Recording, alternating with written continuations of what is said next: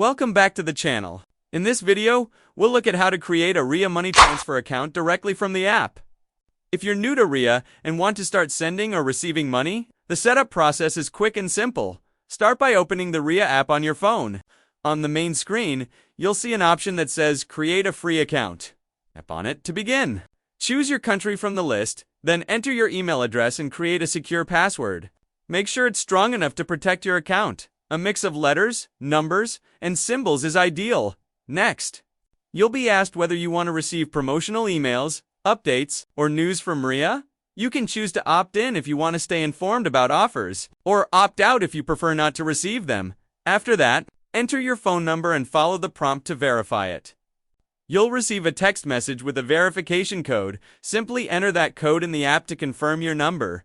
Once verified, your digital account will be created and ready to use. From there, you can log in anytime, add your payment methods, and start sending money securely through the app. It's that easy to get started with Ria.